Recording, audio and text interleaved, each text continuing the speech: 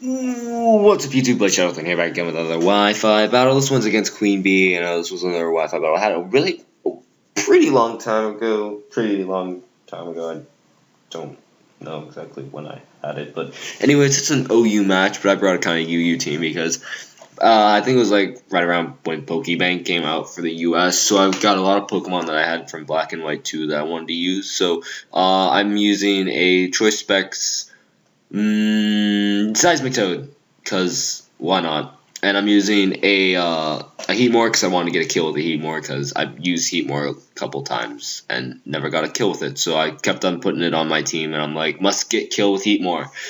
Fake out Ambipom, normal gem. Defensive Dusclops, specially defensive Umbreon, and then Reckless Expert Belt Mienshao. Because power. Looking over at her team, she has a Talonflame, she has the Mega Blaziken, which I do know Mega Blaziken is Ubers, but you know, whatever.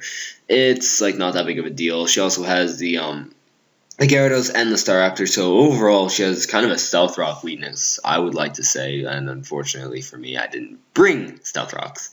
So that was one thing I was not able to exploit. So anyways, she's going to lead off with Blaziken. I'm going to lead off with Seismic Toad because I'm like, wait, I do have Stealth Rocks, but it's Choice Specs Stealth Rocks because, like, I'm pro and I Choice Spec'd my Stealth Rock user because, like, yeah.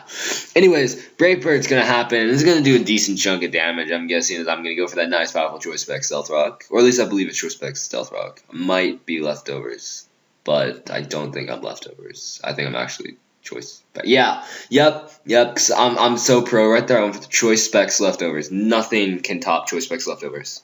You know, Choice Specs Leftovers, Choice Specs Stealth Rocks. It is just the most powerful move in the game. So what it's gonna do is he's actually gonna go out. I'm gonna go out to Dusclops because I felt it was the best thing to take on the next hit. She actually goes for a high jump kick, which is perfect. Absolutely benevolent. I'm not sure if I used that word correctly, but I feel like using the word benevolent.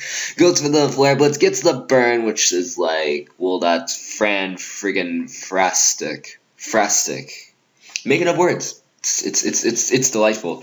So I'm able to get up a substitute, but I'm hurt by the burn, which is like, no, because I need to be at a lot of HP. Gonna go for another Flare Blitz against me. That will probably be enough to break my substitute, which is like, Dusclops, you're too young to die, man. It's only turn 4. You can't die. What I'm gonna do is go for the Seismic Toss. That will be enough to take out the Blaziken. So I don't have to worry about this Blaziken anymore, which is pretty cool. So, you know, that's one Pokemon down, one huge threat-ish out of the way. But my Dusclops, such a low amount of HP, is going to go out and lose Gyarados. I'm like, oh my god, it's a Gyarados. Whatever am I going to do? Gyarados is going to go for a Waterfall. That will unfortunately be enough to knock me out. And on top of that, it gets the Moxie Boost, which is like, it's going to start setting up, and it's going to be like a big pain and too much. Don't want to deal with it. Going to go on to Flippers, because the Flippers is in the house, man. Gonna go for that nice normal gem, fake out, Technikin boosted. Gonna do hella damage to this Gyarados. Gonna flinch, of course. Gonna go for the double hit now, because double hit will be able to knock it out. I get a crit there as my dogs go crazy in the background. I do apologize for that. I get a crit there. Crit did not matter whatsoever because I do have another hit left. Gonna go on to Metagross now. Metagross is gonna be threatening, and I don't want to stay in, take an Earthquake, take a Meteor Mash, whatevs. So I'm going to switch my Kate right out there. Going to go back out into my Seismic Toad and try and do something, basically kind of a death fodder. And then maybe get like a clean switch into like maybe like my Heatmore or something. But going to set up an Agility. I'm like, well, shit, this is not good. Going to be able to take that Earthquake because Seismic Toad, bulky. Gonna go for that nice, powerful Choice Specs Earth Power. Gonna be able to knock out that Metagross. So that's a huge threat out of the way. Don't have to worry about it. GG no re, as they say. But he's gonna bring in the Staraptor, and I'm like, aww, I have absolutely nothing to do. He's gonna U-turn out, actually, predicting me to switch probably.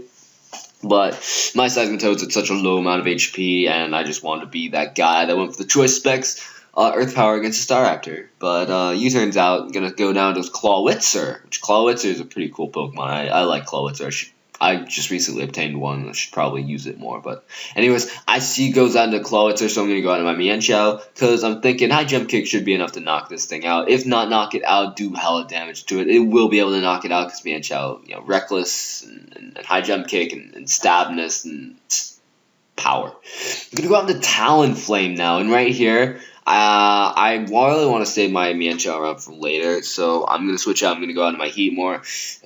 Death Fodder Heatmore, because looking at her team, it was really not going to be any use for it whatsoever. And so, once again, when I bring my Heatmore, all it does is die, and it doesn't get a kill. And I'm like, why the fuck am I bringing this shitty-ass Pokemon?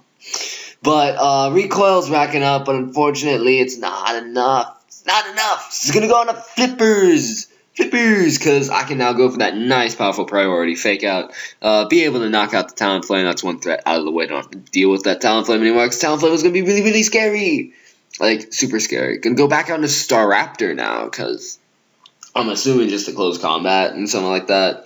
Because, yeah, and the Staraptor just goes for another close combat. I could have switched out right there, and I could have went back in, did the fake out, switched back out again, but I really didn't want to.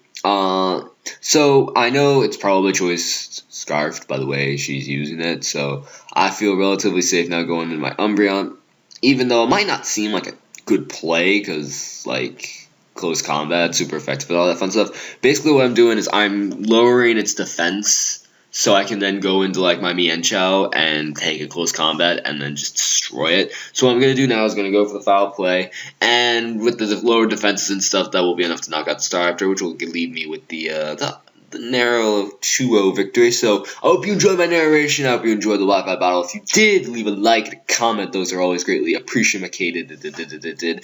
And yeah, if you enjoy me making up words and occasions that don't make even sense, yeah, comment that. So thanks for watching, guys, and I'll see you all later. Bye.